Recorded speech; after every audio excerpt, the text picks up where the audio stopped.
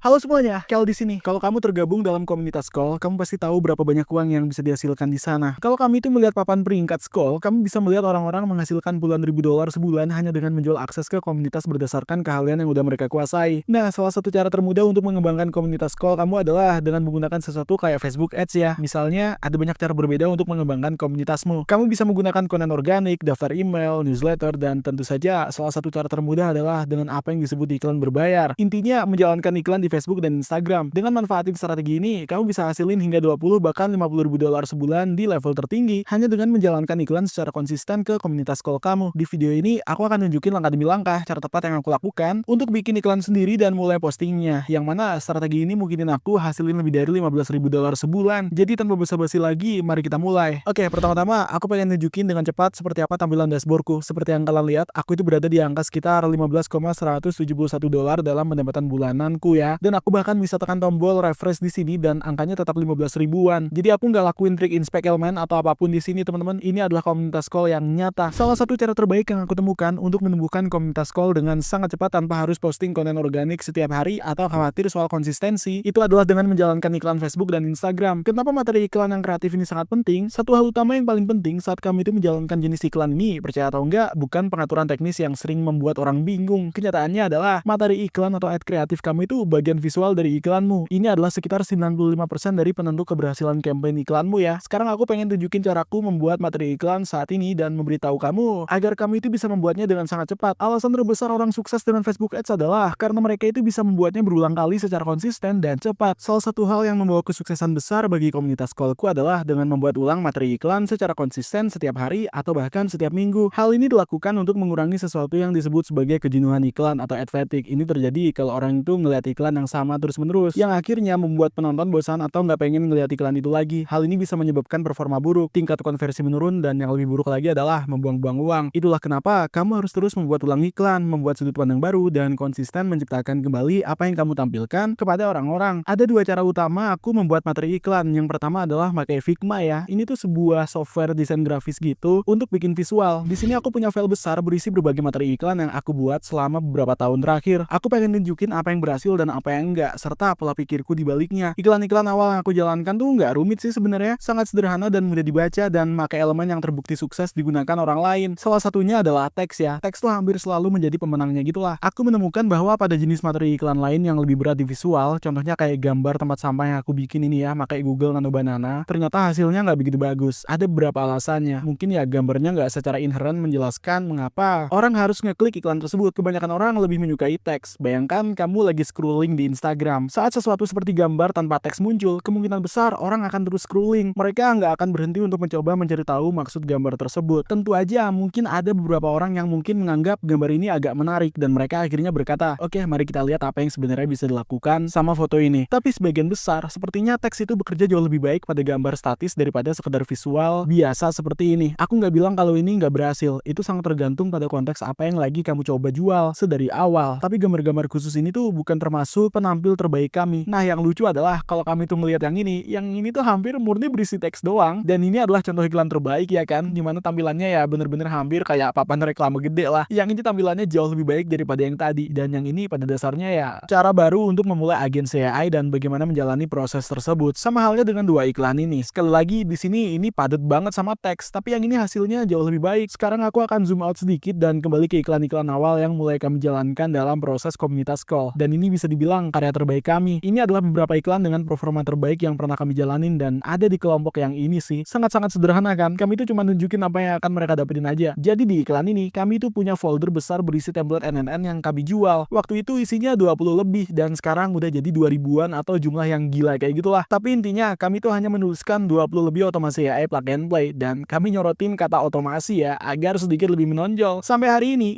adalah salah satu cara terbaik yang kami temukan untuk menyampaikan ide tentang sebuah koleksi aset. Mungkin banyak dari kamu di luar sana punya komunitas Skoll yang berbasis template atau koleksi aset lainnya. Demonstrasi visual khusus ini tuh hanya dengan visual folder macOS ya, ditambah logo NNN gitulah di atasnya. Ini adalah contoh bagaimana cara kerjanya. Lalu kalau kita turun ke bawah sini ya, kita itu bisa punya call to action ya teman-teman. Ini ya kecil ya, secara harfiah tertulis download semuanya gitu. Dan kemudian ada nama komunitas Skoll dan logo kecil kami di sebelahnya. Dengan begitu sangat jelas apa yang akan mereka dapatkan di dalamnya. Lalu ada contoh lain di sini. Ini otomasi AI dan ini terjual seharga gitulah. Lalu kami kasih angka pastinya dan kami tulisin, tinggal copy paste aja gitu ya. Dan sekali lagi ada panah merah yang menunjukkan ke arah gabung ke komunitas call kami. Dan di sini kami membuat perbandingan before and afternya dan iklan yang berorientasi pada hasil ya. Sangat besar kemungkinannya untuk berperforma sangat baik. Kalau kami itu menjalankan iklan berbasis hasil ya, aku sangat saranin untuk menyertakan apa hasil impian dari penawaranmu. Katakanlah kami itu jalanin komunitas call tentang ngebangun bisnis e-commerce ya. Kami itu mulai toko Shopify dan lakuin dropshipping. Orang-orang mungkin cuma peduli ya, terutama kalau kami itu menjalankan cold ads di Meta, yang sebenarnya ini keahlian utama kami sih dalam hasilin uang di komunitas call. Ya kami itu fokus pada hasilnya. Jadi katakanlah hasil dari program atau komunitasmu tuh ngebangun toko e-commerce yang sukses dan gantiin penghasilan kerja kantoranmu, atau mungkin ya targetnya adalah penghasilan sampingan. Misalnya kayak dapat 50 juta atau 100 juta sebulan dan kita pengen menyertakan hasil itu ke dalam visual iklan itu sendiri. Karena hal itu bikin orang tuh jauh lebih bersemangat tentang apa yang bisa mereka capai dengan penawaranmu. Dan tentu aja jauh lebih menarik perhatian untuk ngelihat uang ya. Karena orang cenderung suka sama uang, terutama kalau dikomunikasikan secara visual kayak gini. Satu hal lagi yang mungkin kamu perhatikan adalah beberapa iklan ini diberi label. Ada yang bertuliskan vertikal dan ada yang kotak, dan kami tuh punya dua variasi berbeda ya. Ada variasi vertikal dan ini adalah apa yang biasanya kamu lihat di iPhone sih, dan variasi kotak gitu. Ini tuh yang biasanya kamu lihat juga saat sedang scrolling di beranda Instagrammu. Dan salah satu alasan kenapa kita melakukan itu adalah karena meskipun Facebook udah nambahin beberapa fitur baru di mana konten otomatis dipotong ke ukuran yang sesuai, tetap aja ada beberapa hal yang perlu diperbaikin gak sih? Salah satu hal yang bener-bener masih jadi masalah adalah soal foto ukuran story ya. Jadi contohnya kayak gini, ini vertikal tapi ini nggak akan terpotong dengan baik jadi ukuran kayak gini ya kan. Nah, gambar ukuran vertikal kayak gini tuh ya satu ini. Jadi pada dasarnya kita tuh cuma pindahin beberapa hal doang, dan ya pindahin yang ini ke bawah sini, dan pada dasarnya ini bisa disusun sedemikian rupa biar sedikit lebih gampang dibaca dan sedikit lebih mudah dipilih terkait apa yang pengen kita lakukan dengannya gitu. Dan itu ngebantu tingkat konversi secara keseluruhan serta ngebantu performa yang lebih konsisten di berbagai jenis penempatan iklan, yang mana itu sangat penting banget sih. Aku sangat nyaranin kalau kami itu pengen konsisten, terutama saat kami itu lagi nguji materi iklan ya. Ya tentu cara terbaiknya harus punya versi vertikal dan juga versi kotak yang kemudian bisa kamu gunakan di metode lainnya. Menurutku itu biasanya ide yang cukup bagus secara umum. Nah, tepat sebelum kita itu masuk ke pengaturan dan semuanya, aku pengen geser ke sini dan nunjukin kepada kalian beberapa tipe materi iklan lagi dan apa yang biasanya kita lakukan ya. Ini sangat berfokus pada hasil, atau ya panah merah ini cenderung berkinerja sangat baik karena sangat jelas apa yang harus kamu lihat ya kan. Panah merah ini tuh seolah ngasih tahu penonton apa yang harus mereka perhatiin kan. Lalu itu menggunakan warna yang kontras juga biar bisa sangat ngebantu. Ini adalah contoh iklan-iklan yang performanya lumayan, tapi yang luar biasa banget adalah ya kalau kita lihat iklan-iklan ini jelas ngasih kami tuh cukup banyak pelanggan kan. Warnanya kontras dan bagus banget sehingga ini sangat jelas untuk melihat apa isi teksnya dan kemana arahnya. Aku bisa aja duduk di akun Figma ini sepanjang hari guys dan nunjukin ke kalian semua materi iklannya. Kami akan buat video lanjutannya nanti dan ini bener-bener bakal ngebahas semuanya serta nunjukin cara ngelakuinnya sih. Tapi sebelum kita itu masuk ke pengaturan di dalam akun iklan, aku pengen nunjukin ke kalian cara pakai beberapa materi iklan dengan sangat cepat. Kalau kami itu nggak punya pengalaman desain, ini bakal jadi cara termudah ya, dan kamu itu hanya butuh ChatGPT. Seperti yang kamu bisa lihat, aku lagi di dalam ChatGPT sekarang dan aku baru aja ngasih prompt ini. Berikan aku 5 prompt gambar untuk iklan gambar statis Cortex Tool ya. Dan pada dasarnya apa yang aku lakukan sekarang tuh adalah sudah mengajari ChatGPT pribadiku semua yang perlu diketahui tentang penawaran sekolahku gitu. Aku udah ngasih tahu harganya, poin penjualan utama kami dan demografi kami, psikografi, audiens kami, hingga orang-orang yang biasanya beli dari kami, apa yang mereka pikirkan dan apa yang mereka cari. Setelah aku melakukan semua itu, aku bisa masuk ke ChatGPT dan mengajukan pertanyaan yang sangat spesifik kayak gini, dimana dia akan ngasih aku banyak prompt pembuatan gambar yang bisa aku pikirkan bagaimana cara menerapkannya atau apakah aku itu pengen buatnya. Ini prompt pertamanya ya, Make OS Finder plus folder biru, dan ini pada dasarnya bakal aku tunjukin nih. Mari kita lihat di sini teman-teman, ada teks Cortex Tool Automation, lalu taruh aja lencana melingkar merah kecil di kanan atas tab folder, lalu taruh aja lencana melingkar merah kecil ini di kanan atas tab folder yang bertuliskan harga segera naik ya. Lalu kita itu punya diagram canvas dark mode, terus ada kisi kaca dan seterusnya gitulah. Dia itu bisa ngasih banyak ide iklan, pembuatan gambar yang berbeda, dan salah satu bagian terkerennya adalah aku tuh hanya perlu menyalin kode ini doang. Lalu aku bisa tempel ini ke sini dan klik tombol plus, pilih create image, lalu tekan enter doang. Sekarang dia bakal bener-bener mulai membuat gambar ini sepenuhnya untukku dengan prompt pembuatan gambar yang dioptimalkan yang dibuat oleh ChatGPT. Artinya kita akan mendapatkan iklan statis yang jauh lebih baik daripada sekedar aku ketik sendiri kayak oh buat ini dong, lakukan itu dong, bla bla bla gitulah. Yang mana mereka udah mencakup hampir semuanya ya kan. Mereka itu ngasih kita ukuran kanvas yang tepat, radius sudutnya, panjang garis luar, jenis warna yang kita pengen, hingga kode warna spesifiknya. Ini adalah prompt pembuatan gambar yang jauh lebih efektif yang menghasilkan hasil yang lebih baik untuk materi iklan kita. Seperti yang kamu lihat di sini, dia itu akan membuat gambar ini dengan sangat cepat, mungkin butuh waktu sebentar, tapi hasilnya ya 3 otomasi teratas buat dijual, dan dia akan membuatkan 3 grafis ideal di sini. Ada lead scanner, voice, agent telepon, portal client, dimana ini sebenarnya iklan yang dibuat dengan sangat bagus dan sederhana, dan kamu jelas bisa ubah ini dengan mengetik apapun yang kamu pengen. Tapi ini adalah titik awal yang sangat bagus guys. Aku nggak bercanda sih, sekitar 60-70% dari materi kreatif iklan kami tuh dihasilin pakai ChatGPT sebagai alat bantu ideasi untuk memunculkan lebih banyak materi kreatif, sehingga kami bisa mulai menggunakannya dalam proses kami dan menggunakannya secara efektif. Sekarang, salah satu hal terakhir yang pengen aku tunjukin ke kalian adalah ya di dalam Ad Manager, aku nggak bisa benar-benar menunjukkan dengan tepat apa yang kami lakukan di dalam iklan, karena kami punya beberapa program khusus yang dirancang buat bantu orang dalam hal itu. Jadi aku nggak bisa nyelam terlalu dalam soal itu ya. Tapi yang bisa aku tunjukkan adalah bagaimana aku itu akan ngatur campaign pertama aku. Kalau aku itu pengen mulai menjalankan iklan segera sekarang juga ke komunitas call milikku, hal pertama yang akan aku lakukan adalah tekan aja tombol buat campaign baru dan aku akan jalanin campaign penjualan. Semua pilihan lainnya tuh bener-bener nggak penting ya. Aku nggak akan pernah repot dengan yang lain. Aku itu pengen campaign penjualan dan aku menekan tombol lanjut yang akan membawaku ke halaman ini, yaitu nama campaignnya, nama campaign penjualan baru, dan lalu aku akan namain ini sesuatu kayak CBO Discovery ya, yang pada dasarnya berarti aku menjalankan campaign optimasi anggaran campaign untuk Discovery. Aku akan namain ini tes dan pada dasarnya aku akan turun ke bawah sini dan aku nggak akan ubah pengaturan ini sih. Aku nggak akan khawatir tentang semua itu. Ini bener-bener nggak masalah sebenarnya. Alih-alih anggaran set iklan, kalau udah di setel ke sana, aku itu akan menyetelnya ke anggaran campaign ya, yaitu yang ini nih. Lalu aku akan menetapkan anggaran harian. Alih-alih 25, aku akan netapinnya sekitar 50. Kalau kami tuh nggak punya uang sebanyak itu, kami tuh nggak harus netepinnya di 50 ya. Kami bisa tetepinnya di 10 atau 15. Aku pernah lihat komunitas yang sukses dengan harga anggaran harian yang lebih rendah. Aku hanya merasa kalau kami itu menjalankan sesuatu di atas $27